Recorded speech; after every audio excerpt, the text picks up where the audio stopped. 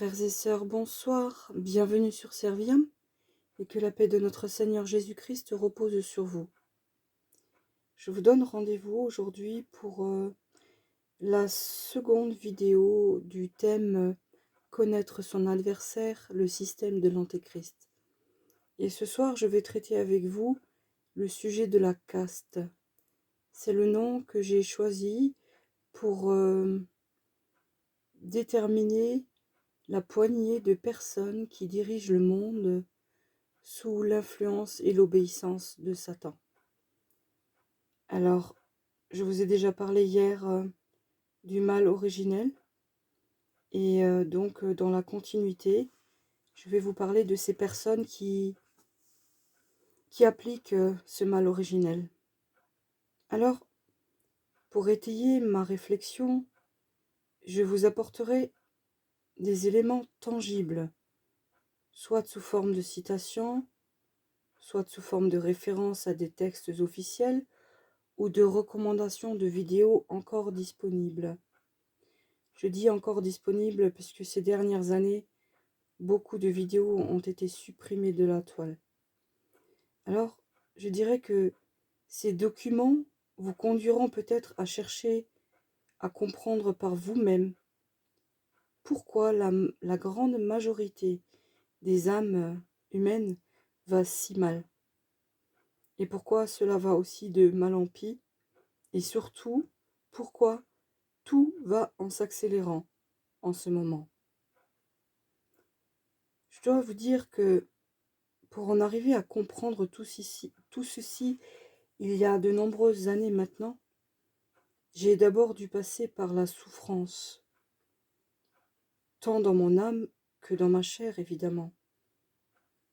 Je ne pense pas, sincèrement, je ne pense pas que j'aurais pris conscience de tout ceci, que j'aurais vécu cet éveil tant que mon âme était perdue. Car oui, à l'époque, avant ma conversion, mon âme était perdue. Et pour me faire revenir à lui, notre Seigneur a permis, je dis bien permis, que je tombe très malade, physiquement. Au début, j'ai eu du mal à accepter mon nouvel état. Mais avec le temps, je me suis rendu compte que cette pathologie n'était pas du tout une punition, mais qu'au contraire, je devais la voir comme le plus beau des cadeaux d'amour que Dieu ait pu me faire. Alors, ça peut sembler étrange de m'entendre dire cela, mais pourtant c'est bien la vérité. Effectivement, à cause de cette pathologie qui m'handicapait énormément, j'ai commencé à ralentir et à prendre du recul. Parce que mon corps refusait de poursuivre sa course effrénée. Je dois avouer que aujourd'hui je le sais et je peux le dire avec sincérité, si j'étais restée en pleine santé, j'aurais probablement continué à travailler comme une dingue, dans le but d'amasser suffisamment d'argent pour construire une maison et mener la vie dont beaucoup de gens rêvent. J'étais encombrée de réalités futiles, et je peux dire avec beaucoup d'objectivité et de sincérité que je me rends compte qu'à cette époque-là, mon cerveau était en état de léthargie, comme l'est celui de beaucoup d'êtres humains aujourd'hui. Oui, je peux dire que je vivais dans cette matrice dans laquelle toutes les âmes léthargiques vivent réellement. On peut d'ailleurs voir cette matrice qui est représentée dans un film, dans le premier volet du film qui s'appelle Matrix.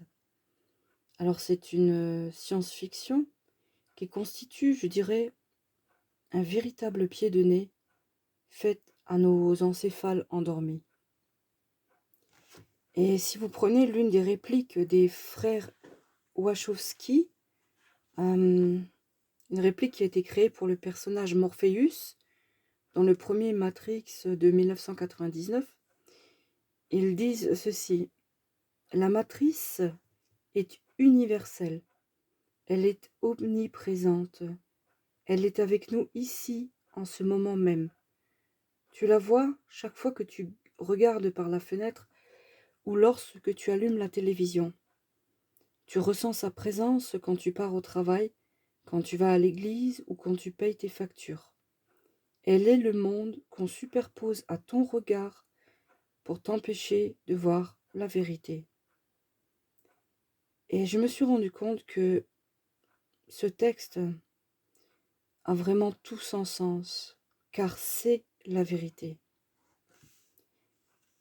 Le seul moyen d'échapper à l'emprise de cette caste est de s'éveiller, de penser et de réfléchir. Or, comment serait-ce possible quand encore beaucoup trop de personnes n'ont pas conscience d'être dans une matrice et qu'elles manquent de temps? C'était mon cas à l'époque. Aussi, avant de poursuivre et d'entrer dans le vif du sujet, je tenais à remercier notre Seigneur, Jésus-Christ, ainsi que Dieu le Père et l'Esprit Saint, de m'avoir permis de connaître cet éveil salutaire et de faire un travail de discernement. Je tiens également à souligner que ma dissertation au sujet du mal originel et de cette caste qui est à l'œuvre dans la société n'a pas pour objectif de nourrir la colère ou l'envie de révolte. Non, pas du tout. Mon argument est tout simplement que ce mal ne peut avoir aucune emprise sur ceux qui décideront de s'en détourner complètement. Car oui, pour l'avoir expérimenté, il est possible de s'en détourner de manière pacifique et quasi naturelle. Pourquoi ne pas tenir compte, par exemple, d'une citation très pertinente et d'une logique implacable qui vient de Coluche, un humoriste qui est décédé depuis longue date. Il avait donné un sketch intitulé Misère. Et dans ce sketch, il disait: quand on pense qu'il suffirait que les gens n'achètent plus pour que ça ne se vende pas, alors il suffit de transposer dans le contexte du mal cette citation. Admettons que ce que les gens achètent comme bien matériel soit en vérité une émanation de ce mal originel. Si les gens ne courent plus après ces biens matériels, ceux-ci ne se vendront plus, et alors le mal perdra de son influence. Ce dernier ne peut donc plus avoir aucune emprise sur eux. C'est aussi simple que ça. Alors, tout au long des vidéos qui vont suivre, j'aborderai les principaux aspects du mal originel et de cette caste que représentent ce qu'on appelle les élites, tout en vous proposant ma méthode très personnelle pour se défaire de leur influence désastreuse. Après, évidemment, libre à chacun d'en faire de même ou non, de me croire ou non. Mais partons, si vous le voulez bien, de ce principe que Descartes, René Descartes, le philosophe, avait bien expliqué. Il disait que pour examiner la vérité, il est besoin, une fois dans sa vie, de mettre toute chose en doute autant qu'il se peut. Alors, pour ne pas entrer trop profondément dans les détails de choses qui de toute façon ne changeront rien à mon argumentation, je vais d'abord vous donner une description aussi simple que possible de cette caste qui est au service du mal. J'aborderai ensuite point par point les domaines où le mal originel se dissimule et de quelle manière il est possible de lui échapper. Alors, cette caste, comme je le disais, est une poignée de personnes, un regroupement de quelques familles extrêmement riches et puissantes qui règnent depuis de nombreuses années, voire depuis plusieurs siècles, sur le monde entier.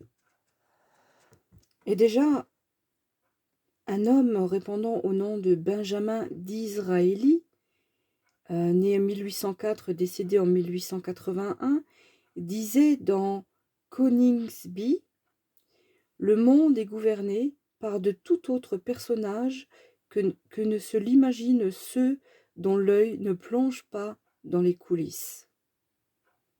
Voilà, donc c'est bien une réalité. Alors, qu'ils vivent aux USA, aux États-Unis, en Angleterre, en Allemagne, en France ou ailleurs, les membres de ces familles sont tous descendants de la même lignée et forcément tous cousins plus ou moins éloignés, donc à des degrés variables, hein, évidemment. Il ne s'agit en fait que de quelques centaines de personnes tout au plus.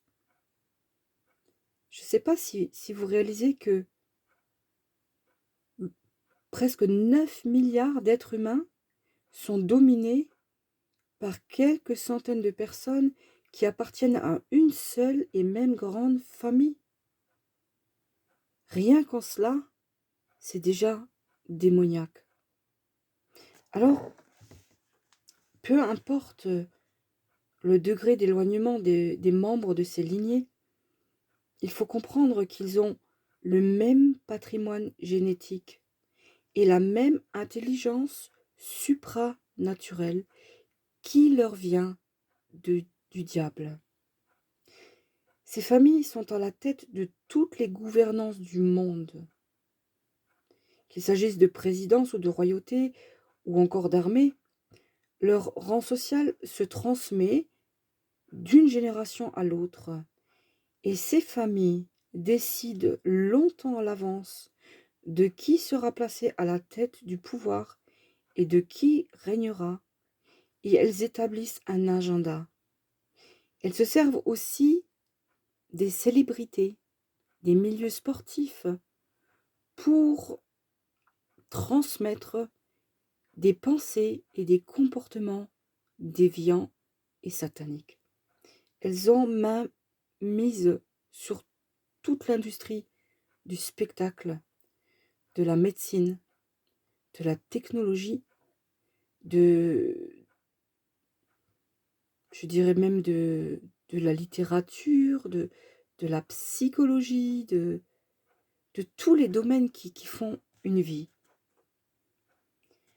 Alors, ces familles doivent demeurer unies et soudées, car leurs plans ont été établis par leurs ancêtres et doivent donc se dérouler comme ceux-ci l'avaient décidé, en obéissant aux ordres de leur maître, Satan. Mais comme toute entreprise d'envergure demande énormément de temps, leurs desseins diaboliques n'ont pu s'imposer que très progressivement. Et voici venir le moment de l'accomplissement ultime de leur projet. Beaucoup ne voient pas ce qui se trame sous le sceau du silence et dans le plus grand des secrets. Mais tout ceci est maléfique parce que, comme je le disais, les 100 ans de Satan prennent bientôt fin. Alors,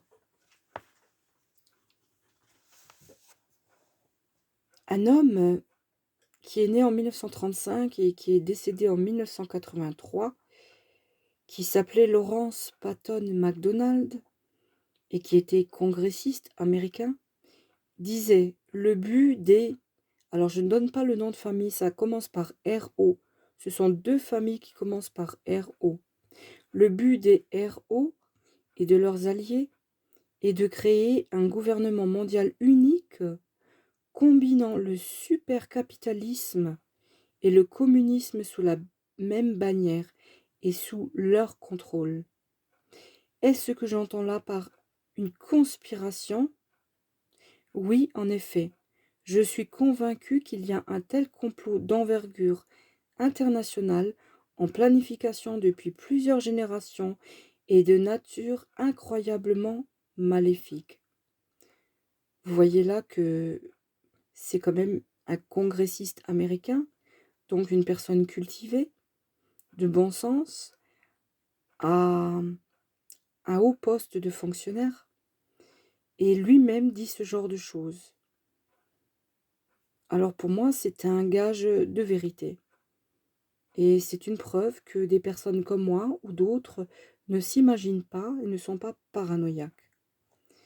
Alors, dans ce sens, sachez que si un homme devient le président d'un État, ce n'est pas grâce au vote. Et c'est pourtant ce que la majorité des personnes qui vont voter continuent de croire. Voyez-vous, on peut faire dire tout ce qu'on veut aux chiffres. Et ça, l'humoriste Coluche, de vrai nom Michel Colucci, l'avait déjà bien compris à l'époque où il était encore vivant et comédien. Il avait dit, si voter changeait quelque chose, il y a longtemps que ce serait interdit. Une phrase très courte, très simple, mais qui sonne vraiment très puissamment. D'ailleurs, j'ajouterais que, sous son air de comique, cet homme avait compris tellement de choses que cela dérangeait beaucoup. Un sketch très intéressant a retenu toute mon attention. Pour ceux qui ne le connaissent pas, il est possible de le trouver sur YouTube. Et ce sketch s'appelle Misère. Misère de Coluche. Alors, quand j'étais jeune, j'entendais Coluche à la télé, souvent.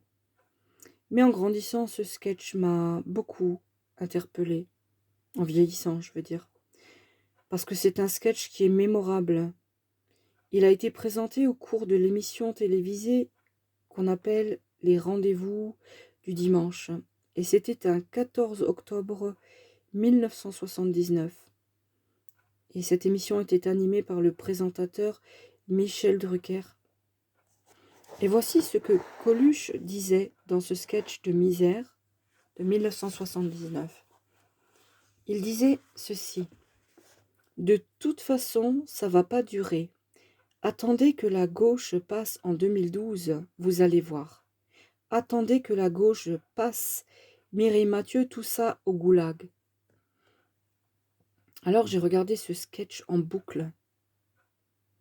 Et ce que disait Coluche sur l'élection de la gauche en 2012 me laissait très, très, très perplexe. Pourquoi perplexe? Ben, c'est très simple.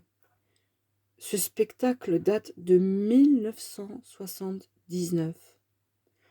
Comment pouvait-il parler de la victoire de la gauche en 2012?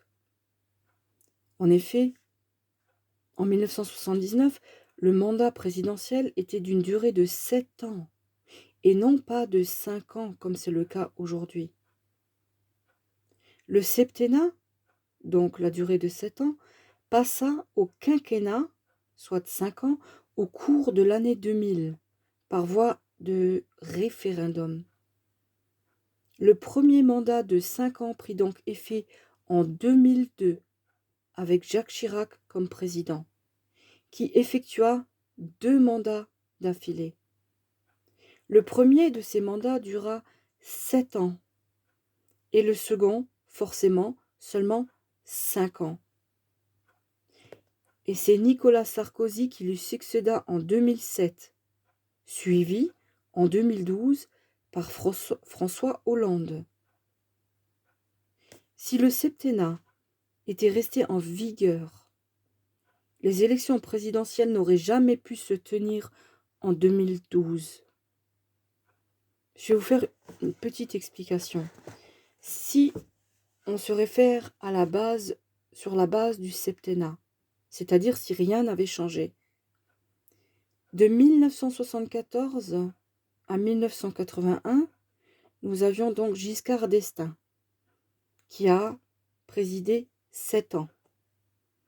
Ensuite, de 1981 à 1988, nous avons eu François Mitterrand, qui lui aussi a présidé 7 ans. Ensuite, de 1988 à 1995, François Mitterrand a été réélu pour 7 ans. Lui a succédé de 1995 à 2002 Jacques Chirac, aussi pour une durée de 7 ans. De 2002 à 2009, Jacques Chirac est ressorti pour une période de 7 ans. Et en 2009 jusqu'en 2016, ce fut Nicolas Sarkozy qui avait pris la relève pour lui aussi 7 ans. Maintenant, si nous partons sur la base du passage du septennat au quinquennat, c'est-à-dire de 7 ans à 5 ans, je reprends le timing. Je recommence à partir de 1974. Donc, de 1974 à 1981, Giscard d'Estaing a présidé 7 ans. De 1981 à 1988, François Mitterrand a présidé 7 ans. De 1988 à 1995, François Mitterrand a été réélu pour 7 ans. De 1995 à 2002, Jacques Chirac a été réélu pour 7 ans. Mais comme le passage à 5 ans était en 2000, donc Jacques Chirac n'a eu que 5 ans de gouvernance. Donc de 2002 à 2007, Jacques Chirac a été réélu pour 5 ans. Et de 2007 à 2012, Nicolas Sarkozy a été élu pour 5 ans. Et donc, en 2012, François Hollande a été élu un président de gauche. Ne trouvez-vous pas cela incroyable? Cela veut dire que tout était programmé déjà à l'époque où Coluche avait fait ce sketch. Parce que si nous étions restés sur la base du septennat, ça aurait dû être Nicolas Sarkozy qui aurait été au pouvoir de la présidence française. Et là, en 2012, ce fut effectivement la gauche qui a été au pouvoir. Comme dans le sketch de Misère de Coluche en 1979. Alors, la question est la suivante. Est-ce que Coluche ironisait dans ce sketch? Ou cela relevait-il d'une prémonition? Ou encore savait-il pour ce changement de 7 à 5 ans? Toujours est-il que Coluche mourut en 1986 et que le référendum du quinquennat eut lieu en l'an 2000, soit 14 années plus tard. Ensuite, que la probabilité que la gauche passe serait réduite par le nombre de partis en présence, à savoir extrême droite, droite, centre, gauche, extrême gauche, etc.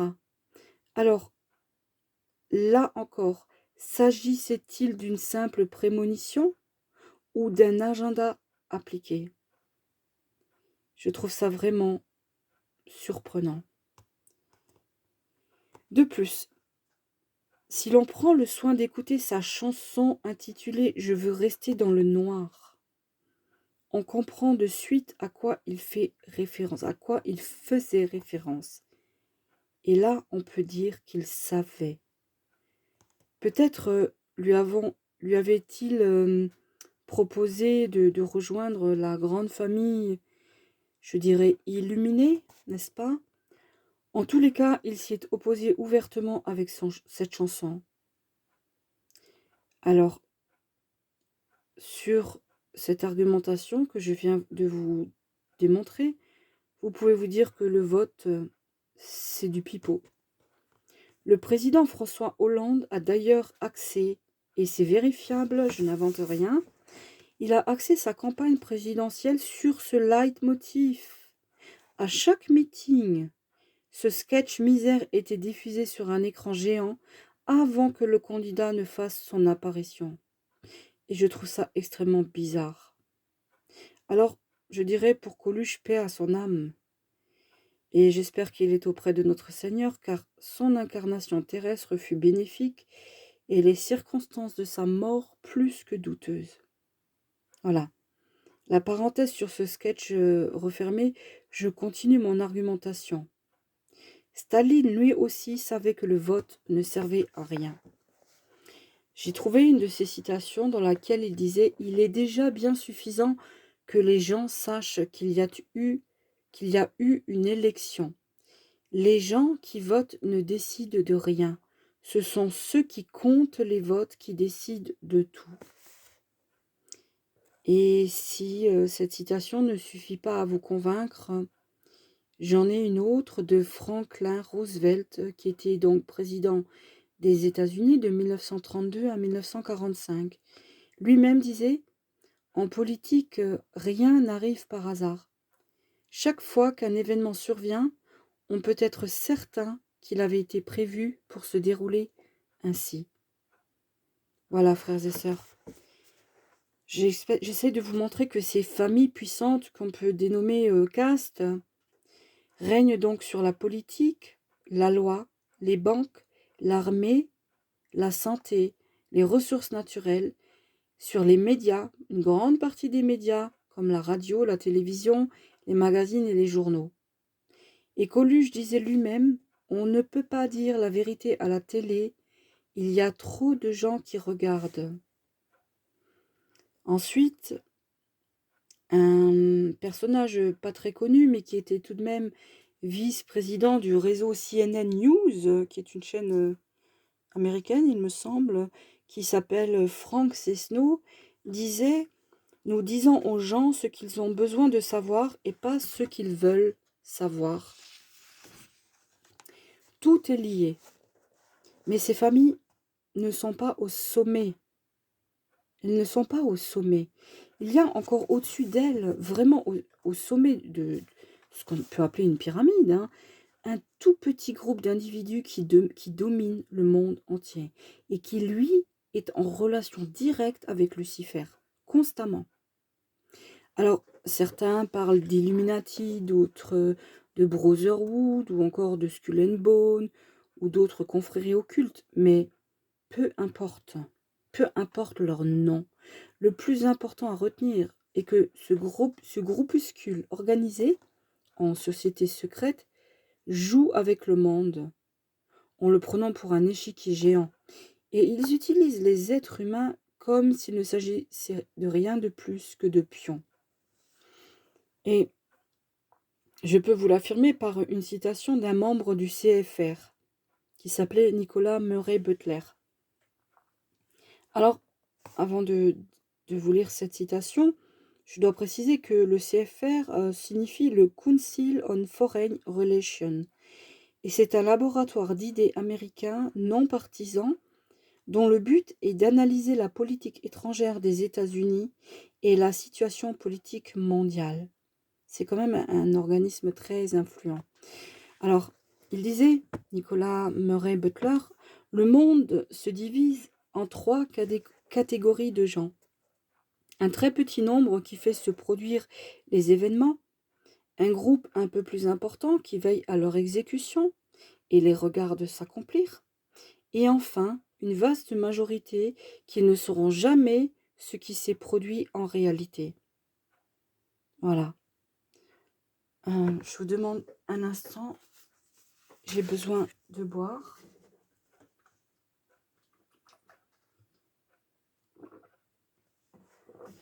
Voilà.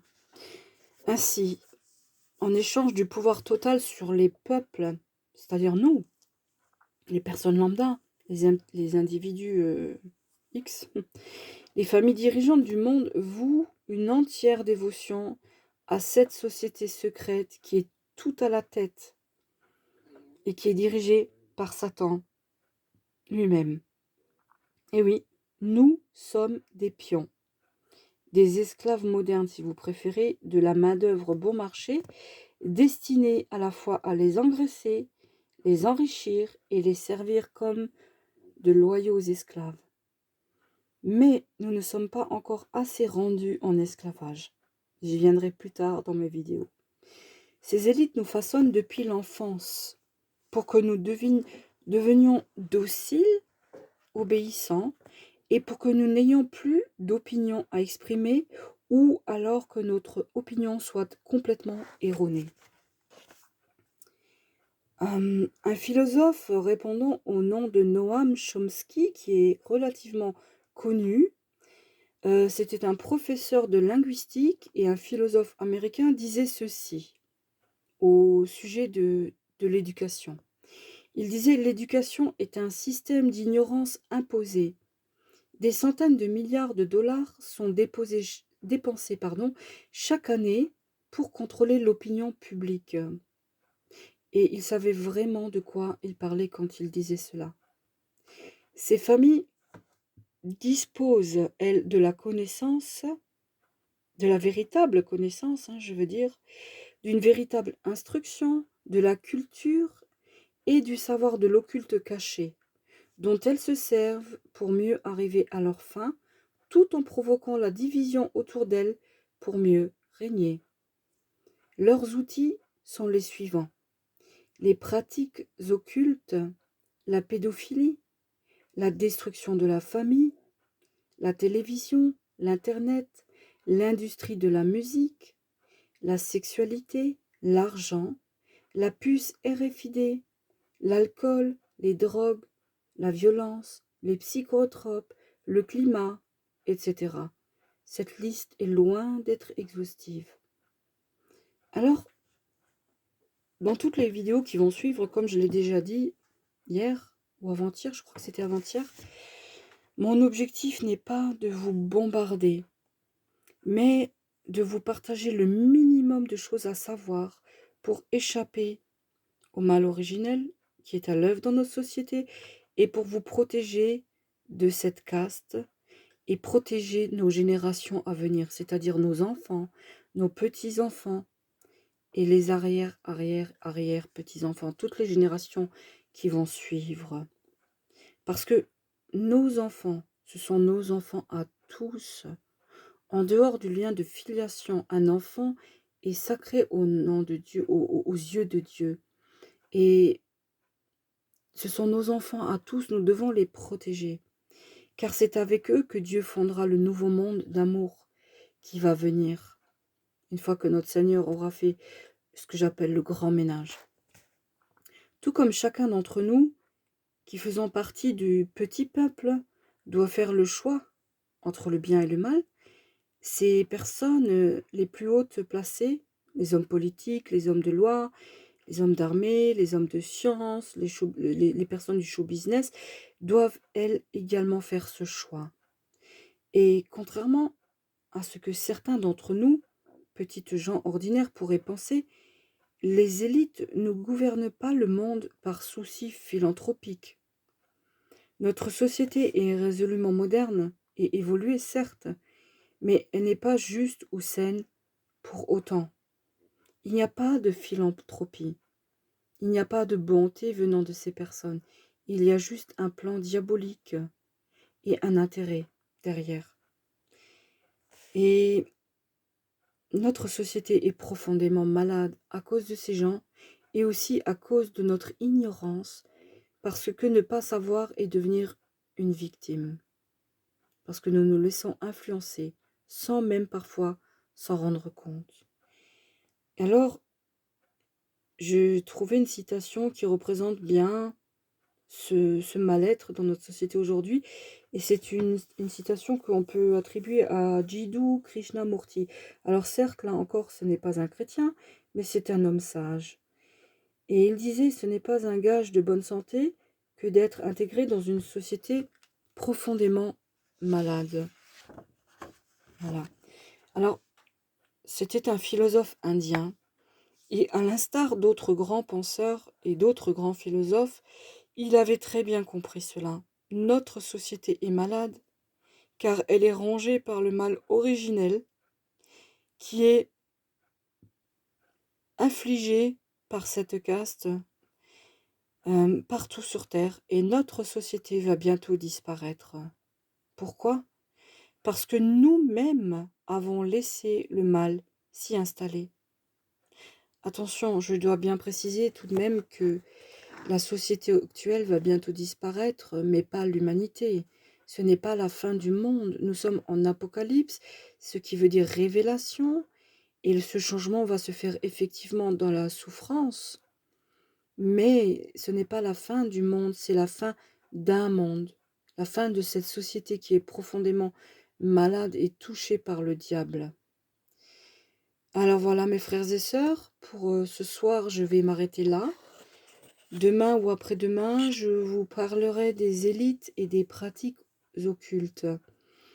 En attendant, je voulais prier avec vous parce que, comme je vous l'ai dit, lors de mon dernier enregistrement, je suis arrivée à saturation de ma mémoire d'enregistrement et je n'ai pas eu le temps de prier avec vous. Et je voudrais prier avec vous ce soir et vous faire une toute petite annonce ensuite.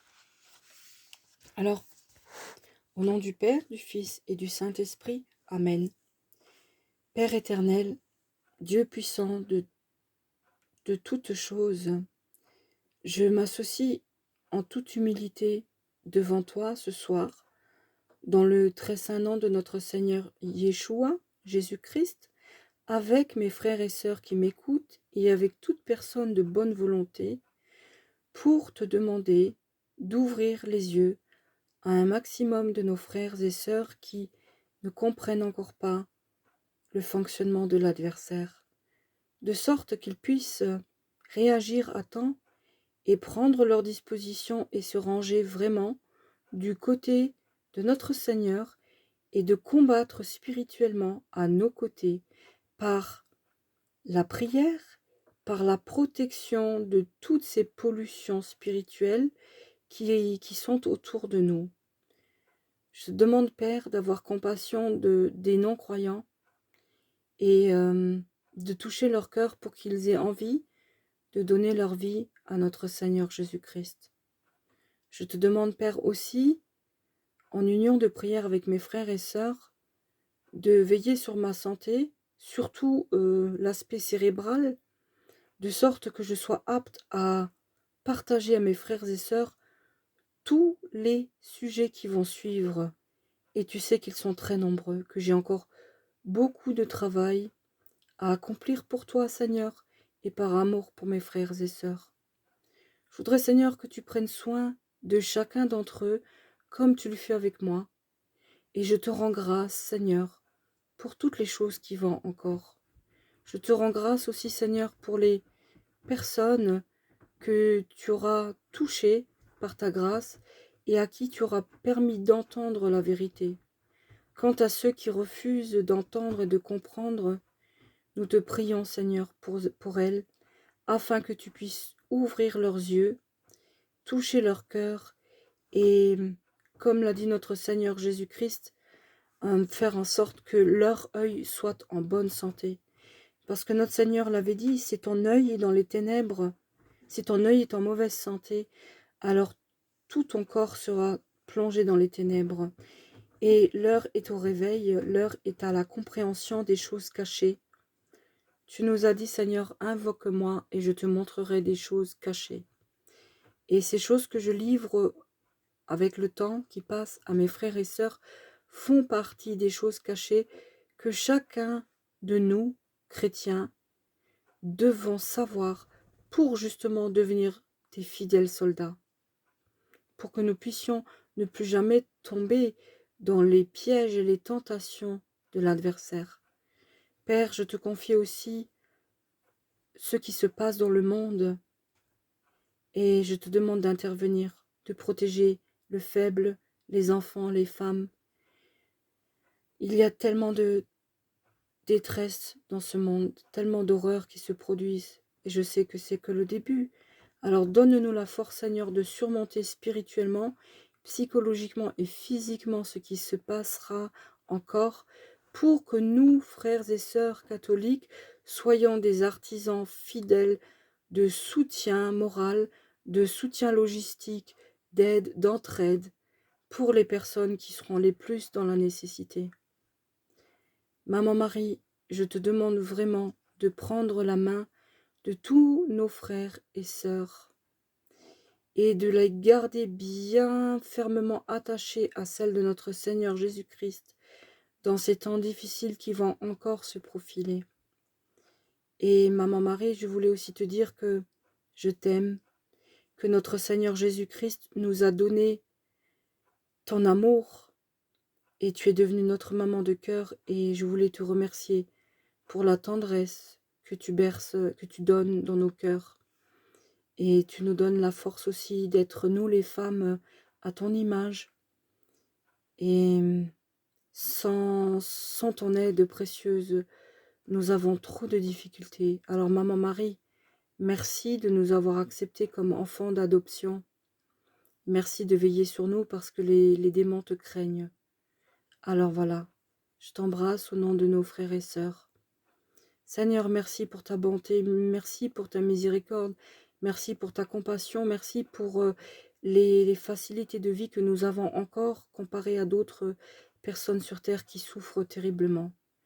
Oh, combien je suis reconnaissante, Seigneur, de tout ce que j'ai. Et je pense que je peux parler au nom de nos frères et sœurs, d'être tellement comment dire, plein de gratitude pour la subsistance, pour la nourriture, pour les vêtements, pour le toit sur la tête, pour le lit douillet. Nous avons encore tellement de chance comparé à d'autres qui souffrent. Je te remets alors, Seigneur, toutes ces personnes qui sont dans le besoin extrême, dans une précarité horrible, et aussi dans les persécutions, parce que beaucoup de nos frères et sœurs dans le monde sont persécutés pour leur foi. Et je te demande, Seigneur, de les protéger. Protège-nous tous, Seigneur. Voilà. Dans le nom précieux de notre Seigneur Jésus-Christ, et par son sang victorieux qui a coulé à la croix, lequel nous recouvre tous pour nous rendre indestructibles spirituellement et faire de nous des soldats à sa cause. Nous donnons notre vie pour notre Seigneur Jésus-Christ, et tout comme lui a donné sa vie pour nous, personne ne lui a prise, tout comme lui a donné sa vie pour nous, nous donnons notre vie maintenant pour lui. Qu'il nous soit fait, Seigneur, à chacun d'entre nous, selon ta volonté. Béni sois-tu, Seigneur. Amen. Notre Père qui êtes aux cieux, que votre nom soit sanctifié, que votre règne vienne, que votre volonté soit faite sur la terre comme au ciel. Donnez-nous aujourd'hui notre pain de ce jour. Pardonnez-nous nos offenses, comme nous pardonnons aussi à ceux qui nous ont offensés. Et ne nous laissez pas succomber à la tentation, mais délivrez-nous du malin. Car c'est à vous qu'appartiennent le règne, la puissance et la gloire, pour les siècles des siècles. Amen. Je vous salue Marie, comblée de grâce. Le Seigneur est avec vous. Vous êtes bénie entre toutes les femmes, et Jésus, le fruit de vos entrailles, est béni. Sainte Marie, Mère de Dieu, priez pour nous pauvres pécheurs, maintenant et à l'heure de notre mort. Amen. Ô Marie conçue sans péché, priez pour nous qui avons recours à vous. Je vous salue Marie, très pure et très sainte. Je vous salue Marie, très pure et très sainte. Je vous salue Marie, très pure et très sainte. Ô mon Jésus, pardonnez-nous nos péchés, préservez-nous du feu de l'enfer, et conduisez au ciel toutes les âmes, spécialement celles qui ont le besoin de votre sainte miséricorde. Amen. Voilà, frères et sœurs, je vous place aussi sous la protection de notre Saint Michel Archange, et je ferai la prière à Saint Michel dans ma prochaine vidéo, en fin de vidéo. En attendant, je vous souhaite une bonne nuit s'il est tard, si vous m'écoutez tard, et une bonne journée si vous démarrez votre journée. Que Dieu vous bénisse et vous donne le meilleur. Je tenais aussi à vous faire une petite annonce. J'ai reçu de l'Esprit Saint de mettre mon savoir-faire à contribution de la propagation de la prière. Et j'ai décidé de fabriquer des chapelets pour enfants. Alors, ce seront des chapelets qui seront très colorés, spécialement pour les enfants, de sorte qu'ils aient envie de le posséder et de sorte que les parents puissent leur apprendre depuis très jeune à réciter le chapelet, ne serait-ce qu'à commencer par quelques Je vous salue Marie, ensuite une dizaine, et puis petit à petit le chapelet en grandissant, et ensuite le rosaire complet. Évidemment, je ne vendrai pas ces chapelets, il va de soi qu'ils seront gratuits. Chaque personne qui m'entend et qui a une foi très forte et qui pratique le chapelet, le rosaire et qui a des enfants, peut en faire la demande sur serviam@gmx.fr.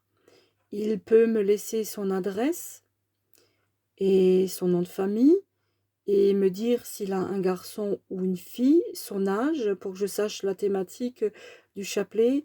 Et je me ferai un plaisir de lui fabriquer ce chapelet et de lui envoyer gracieusement. Les frais de port sont évidemment aussi à ma charge. Et je m'engage à pouvoir fabriquer minimum 4 chapelets par mois. Donc voilà, s'il y a beaucoup de demandes, il faudra certainement attendre.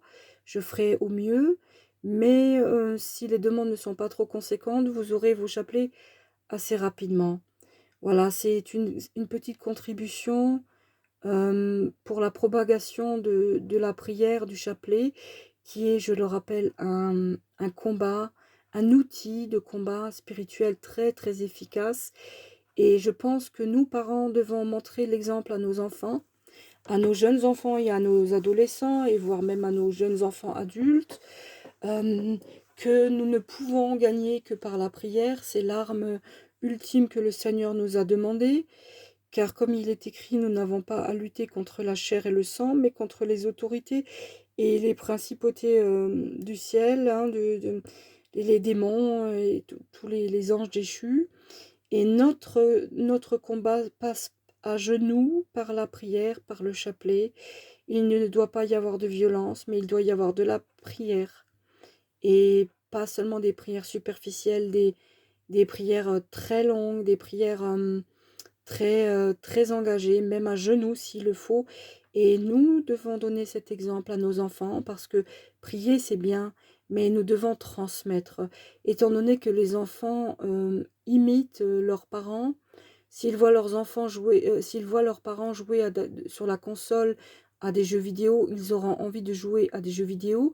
S'ils voient leurs parents lire la Bible, ils auront envie de lire la Bible. Et s'ils voient leurs parents prier avec le chapelet, ils auront envie de faire la même chose et de prier. Mais c'est à nous, parents, d'éduquer nos enfants dans le combat spirituel. Je vois aux États-Unis de plus en plus de cortèges d'hommes catholiques, fervents, des hommes très virils. Attention, je ne parle pas de gens, je ne parle pas de personnes fluettes. Ce sont des hommes virils tels que le Père l'entend en ce sens-là. Des hommes qui sont forts, qui sont capables de défendre une famille, qui ont une certaine prestance et musculature, et qui pourtant se mettent à genoux par plusieurs centaines de personnes, à genoux par tous les temps dehors, chapelet à la main, et qui prient le rosaire pendant 2 heures et demie. Ils font des processions dans les villes, à New York et partout. Et ça commence tout doucement à venir en France. Et il n'y a que comme ça que nous gagnerons le combat spirituel avec notre Seigneur. Nous devons marquer la terre sur laquelle nous marchons du sceau de Dieu. Et quand nous prions, nous bénissons la terre sur laquelle nous marchons. Alors le chapelet est très important. Alors voilà, je répète, ces chapelets seront gratuits. Les frais de port seront gratuits. Je les fabriquerai au fur et à mesure des demandes. Et c'est un cadeau de mon cœur pour vos enfants, de sorte qu'ils puissent apprendre à prier et que ça ne vous coûte rien. Vous n'aurez pas besoin d'en acheter. Dieu, dans son infinie miséricorde, a permis que j'ai de la subsistance. Alors je ne gagne pas grand-chose, mais je ne suis pas dépensière et je n'ai pas de projet d'avenir. Je n'ai pas besoin de beaucoup d'argent pour vivre. L'essentiel, c'est que j'ai à manger et un toit sur la tête et que mes factures soient payées. Donc, je peux prendre aisément de ma subsistance pour fabriquer ces chapelets et les distribuer gracieusement. Voilà, notre Seigneur Jésus nous a dit, vous avez reçu gratuitement, alors donnez gratuitement. Et je vous encourage à en faire de même si vous avez du talent manuel, si vous pouvez fabriquer des chapelets et les transmettre à des enfants ou des jeunes gens que vous connaissez. pour qu'ils aient envie de découvrir cette pratique qui est vraiment efficace et qui, je le répète, n'est pas une superstition comme les protestants peuvent le penser, mais qui est réellement une arme qui nous a été donnée par notre maman céleste et qui a un pouvoir extraordinaire. Je le sais pour avoir fait de nombreuses neuvaines qui ont porté un fruit incroyable. Donc voilà mes frères et sœurs, que Dieu vous bénisse, je vous aime tous, je suis en union de prière avec vous. N'hésitez pas à faire la demande de vos chapelets pour vos enfants et sur serviam@gmx.fr et je vous répondrai selon mes possibilités et je vous enverrai ça dès que je le peux. Il me faudra votre nom, votre prénom, votre adresse et votre boîte mail. Je la recevrai d'office puisque vous m'enverrez un mail. Voilà, en espérant que ma petite contribution puisse porter du fruit. Que Dieu vous protège et vous bénisse et je vous dis à demain ou après-demain pour la suite de mes vidéos. Soyez bénis. Au revoir.